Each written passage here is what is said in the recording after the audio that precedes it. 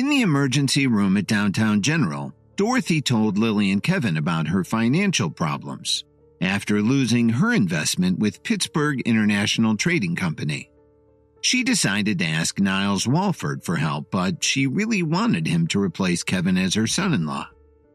"I have nothing to do with Niles, so I don't want to see him either."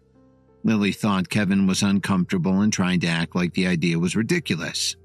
"We can head home later. You don't want to leave Mom here all alone, do you?" Kevin patted Lily reassuringly on the back of her hand. Soon a stretch worth at least $200,000 pulled up and blocked the entire entrance to the ER. A man got out and headed inside. As soon as he walked through the doorway, Dorothy's eyes lit up. She started waving her arms and shouting, "Niles, I'm over here!" "What are you doing here? Are you okay?" Niles saw that Dorothy's clothes were tattered, and she looked like she'd been through a battle. At the same time, he looked around and saw the other injured women waiting for treatment nearby. "Well, it's hard to say. I couldn't count on my useless son-in-law, so I decided to ask you to help me." Dorothy hung her head and let out a sigh. That's when Niles noticed that Lily was standing there, and he got a lustful look in his eyes. But when he saw Kevin, his expression got a little more serious. "Is that you, Lily?" Niles greeted her with a smile. But Lily didn't pay too much attention to him. She just nodded her head politely. Dorothy was upset to see Lily's reaction. "Where are your manners, Lily? Have you been hanging around with that too much? Niles is talking to you." "Don't worry about it, Dorothy. Let's talk about your business first. After I deal with that, I'll have a good chat with Lily." Niles smiled sweetly and continued, "You should come to visit me. It's been a long time since I saw you. You know I bought you a lovely bracelet, but I haven't had a chance to give it to you." Niles didn't pay any attention to Kevin at all. To him, Kevin was a nobody. "I'm sure you'll find a solution. You always do." Dorothy smiled broadly. Her rich friends sitting nearby were green with envy. While Dorothy was talking to Niles, Lily gently pulled Kevin's arm. "What are we going to do, sweetie?" Lily knew what kind of man Niles was.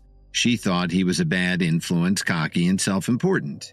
If Niles managed to help Dorothy solve her problem, she would certainly pressure her to divorce Kevin, or at least push him out of their home. "Don't worry about it. Let's see what happens," Kevin replied with a smile. Dorothy explained the problem she was having with Conrad Ferguson and how she and her friends had been cheated by him. After Dorothy finished, Niles nodded his head in understanding. "Is that all, Dorothy?" He didn't seem very worried at all. "I'll call my father right away and ask him to have a talk with Drake. I'll also straighten things out with Conrad." When she saw Niles pull out his cell phone, Dorothy's heart was full of joy. He was young and handsome, came from a good family, and had a lot of good social connections. Niles would simply be the perfect son-in-law for her. He was way better than Kevin, who'd never accomplished a thing in his life. Everyone could hear Niles talking with his father on the phone. He quickly gave him a rundown of Dorothy's problem. He didn't know Drake Cook personally, but his father was good friends with Dominic Archer. So as long as Conrad returned Dorothy's money, no one would find out that Niles didn't know Drake at all. At the same time, he'd impress the heck out of Dorothy, killing two birds with one stone. But the next second, his father's reply ruined his plans. "Are you crazy? Do you have any idea what's going on? I barely know Dominic Archer. What do you expect me to say to him?" "What do you think, Dad?" Niles forced a smile while he tried to calm himself down so Dorothy and the others wouldn't realize he was full of "What do I think? Ha! You must be joking.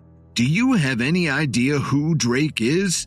Even if I knew Dominic, that wouldn't mean a thing," Niles' father roared. "Get back home right now and don't stick your nose in anybody's business anymore. You're boxing way above your weight class." Mr. Walford hung up and Niles stood there with the phone stuck against his ear, uneasy about the entire situation. If Drake wouldn't even listen to Dominic, then he didn't have a chance of getting Dorothy's money back for her. "Niles, what did your father say?" Dorothy had no idea that anything was wrong.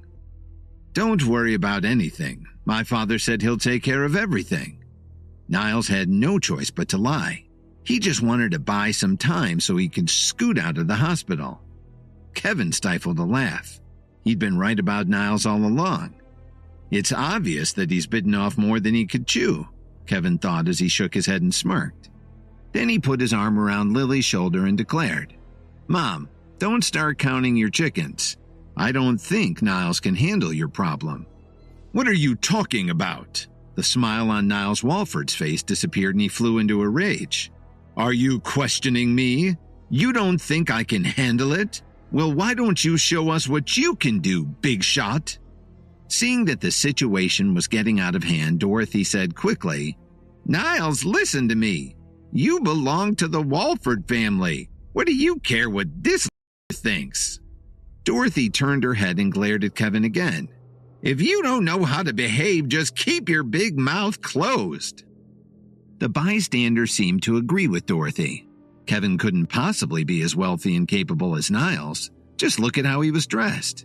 One of them commented, "Dorothy, I think your daughter would be a perfect match for Niles. A match made in heaven."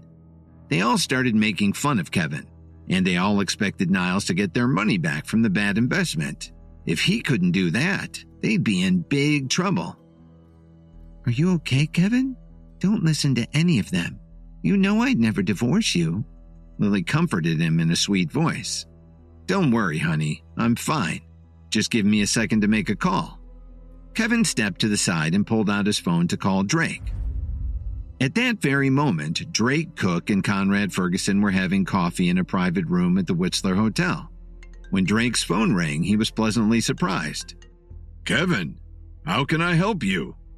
Kevin immediately started chewing him out. "What the heck is going on over there?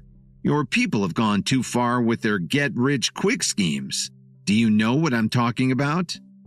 "I have no idea what you're talking about, Kevin." Drake was completely confused and was trying to figure out what he'd done wrong. "You really have no idea. Let me jog your memory." Kevin continued to give him hell. "Do you have a man named Conrad Ferguson who started a company called Pittsburgh International Trading? And do you know that he cheated my mother-in-law and her friends out of all their money? And on top of that, he had someone try to blow them up to intimidate them. Fortunately, she's okay, otherwise you'd both be at the bottom of Lake Michigan right now." Please subscribe to the Pocket FM YouTube channel and press the bell icon for instant notification. Check out our channel for more such exciting shows.